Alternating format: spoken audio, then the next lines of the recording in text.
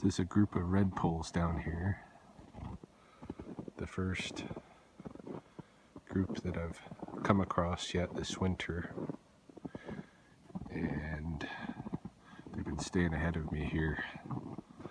They're just ahead to the left a little bit. They found a patch probably of catnip, which is what they've been eating. Today is catnip seeds.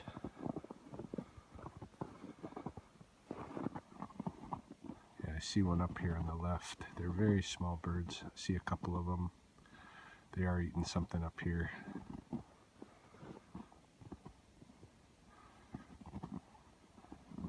Problem is I can't really move through without scaring them off. There they go. Let's see what it was that they're eating right here. It's just a few of them. There's a bunch more ahead though. Yeah. See, this is what they were eating at. That's catnip. There's some of the dead seed husks.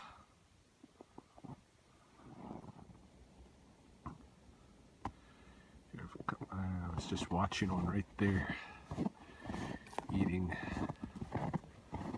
There's a few more in here. Yeah, catnip again. Catnip is the taste of the day for redpolls. Oh, there's a bunch of them right here. Good bunch of catnip too.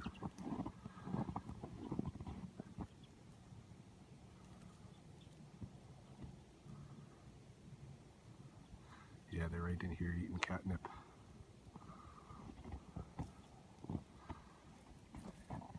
It's a good supply right here, so they're probably right stoked and more than a little upset that I'm passing through.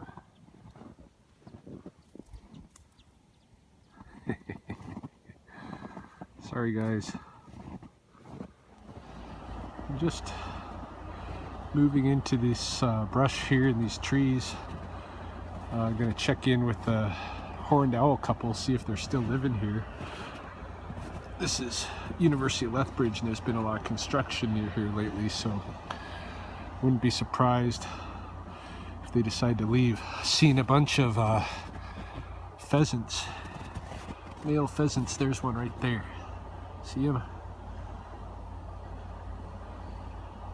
Oh, that one's got something wrong with his leg. Something's wrong with that pheasant. Alright, I might have to catch that pheasant. Just check on the owls while I'm headed his way. Normally they're right in here. This is one of the trees where the male was perching last year, and then his female was nesting right up in here, but I'm seeing neither of them today. Yeah, I spoke too soon. There's one of the owls right there. I don't know if you can see him there in the tree. He's trying not to look at me. Trying to stay very still.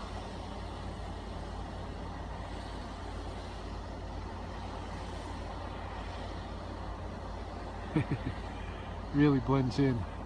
I'm not seeing the other one yet, but she's probably here. I'm gonna go check out that pheasant though. Alright, so here's the other owl.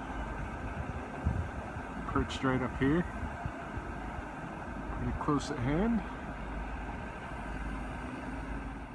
Alright, so at least I've established that both the owls are here. You can see behind me, right there in the tree is an old nest, and then if I angle this way, should be able to see right there is the remains of another nest. Now those were probably originally magpie nests, but then the owls come and just crush them down and use them for themselves.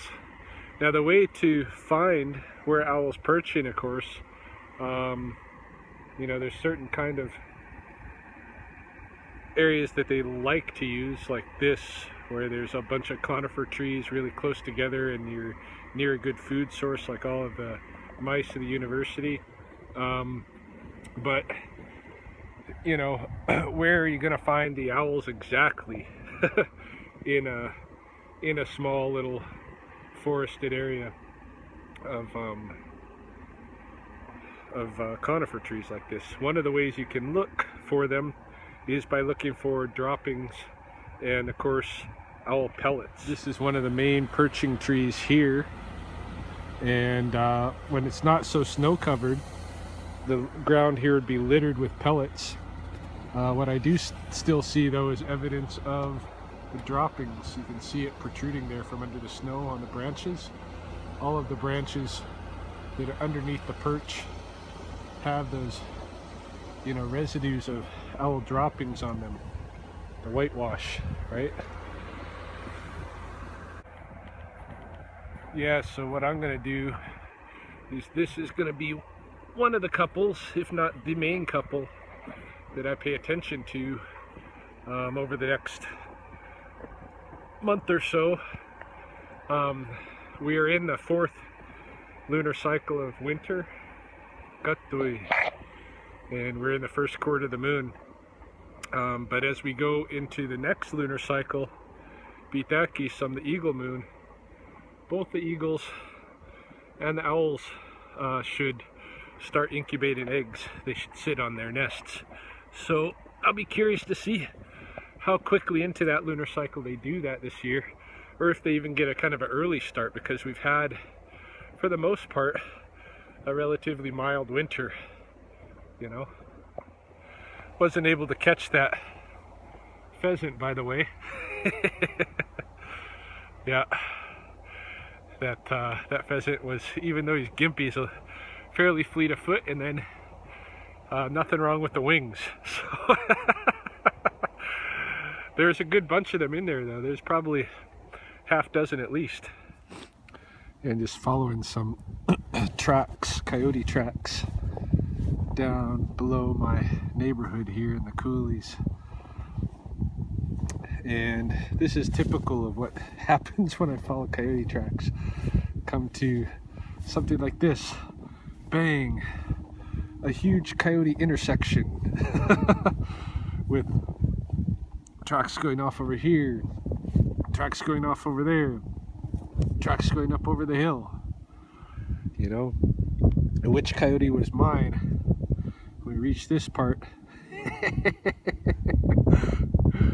anybody's guess. You know, going up the hill there, I can see another intersection just like this. This is why it's difficult to ever really locate a coyote den just by following tracks in the snow. Down here along the river, right where the big beaver dam is, the oxbow.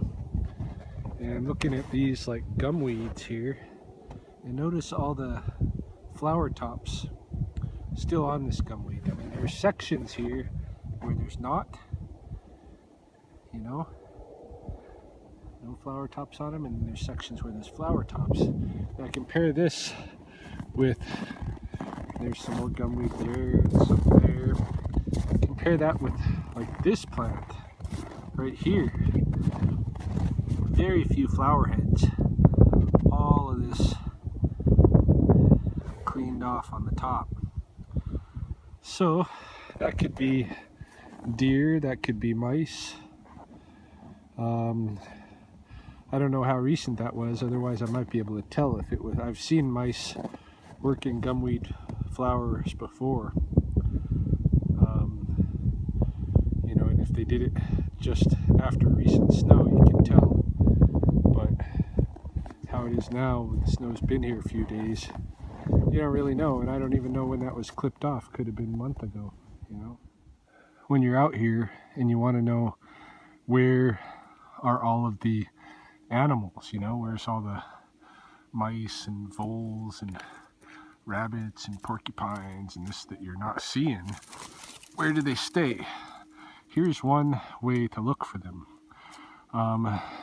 There's an area under the snow, close to the ground, they call the subnivean zone, and that is kind of a hollow created because of the warmth of the earth. And there you can see an entrance there, where rodents can come in and out of the subnivean zone. But up here, you see the same thing, but something different. Look at that. There's frost growing all the way up that stump, and then there's a little twig coming off that has full of frost too. Why do you think that frost is there? That frost is there because that particular hole is putting out a lot of heat, putting out a lot of moisture, putting out somebody's breath. That's what it is. Those are the ice crystals made of breath.